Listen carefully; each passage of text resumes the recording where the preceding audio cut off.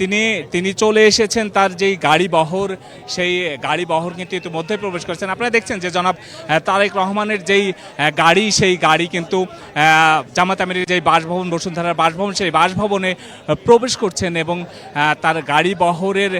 যেই গাড়ির বহর রয়েছে তারা কিন্তু এখানে অবস্থান নিয়েছে। আপনি দেখছেন যে আইন শৃঙ্খলার বাহিনীর যারা রয়েছেন, এসএসএফ এর যারা সদস্য রয়েছেন তারা কিন্তু ভেতরে প্রবেশ করছেন এবং এই যে জনাব তারেক রহমানের আগমনকে ঘিরে এখানে যে উৎসুক জনতা রয়েছেন তারা কিন্তু এক পলক জনাব তারেক রহমানকে দেখার জন্য কিন্তু ভিড় করেছিলেন। আপনি দেখছেন যে এই মুহূর্তে কিন্তু জনাব তারেক রহমানের যে গাড়ি বহর, সেই গাড়ি বহরের মধ্যে থেকে দুটি গাড়ি ভেতরে প্রবেশ করার পরই কিন্তু জামাত আমিরের বাসভবনের যেই গেটটি রয়েছে সেই গেটটি বন্ধ করে দেওয়া হয়েছে এবং ভেতরে আইন শৃঙ্খলা বাহিনীর যারা সদস্য রয়েছেন তারা অবস্থান করছেন যাতে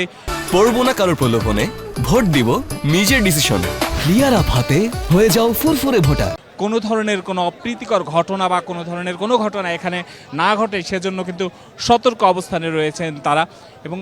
এই যে জামাত আমিরের সাথে জনাব তারেক রহমানের সাক্ষাৎটি, এটি কিন্তু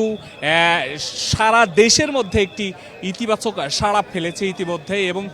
আজকে যেই একজন বিরোধী দলীয় নেতার সাথে আগামীর বাংলাদেশের যিনি প্রধানমন্ত্রী তিনি দেখা করতে এসেছেন এবং এটিকেই অনেকে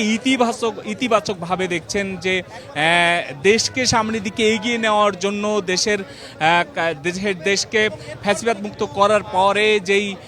জাতীয় নির্বাচন হলো, সুষ্ঠুভাবে একটি নির্বাচন হলো, বলা চলে যে ইতিহাসের সেরা নির্বাচন, যেই নির্বাচনে সারা দেশে কোথাও কোনো রক্তপাতের ঘটনা ঘটেনি, কোথাও কোনো প্রাণহানির ঘটনা ঘটেনি, সেরকম একটি নির্বাচনের পরে কিন্তু একটি দলের যিনি বিরোধী দলের নেতা হবেন তার সাথে দলের আগামী বাংলাদেশের যিনি প্রধানমন্ত্রী তিনি দেখা করতে এসেছেন, এটি কিন্তু এক ধরনের ব্যাপক সাড়া ফেলেছে। আজকে এই যে জনাব তারেক রহমান যিনি ডাক্তার শফিকুর রহমানের সাথে সাক্ষাৎ করতে এসেছেন, তার এই সাক্ষাতে মূলত জামাতের পক্ষ থেকে আমরা একটু আভাস পেয়েছিলাম এতটুকু যে নির্বাচন পরবর্তী যে বেশ কয়েকটি জায়গাতে যে সহিংসতা হয়েছে সেখানে দু একটি জায়গায় প্রাণহানির ঘটনা ঘটেছে, দু একটি জায়গায় অনেক সহিংসতা হয়েছে।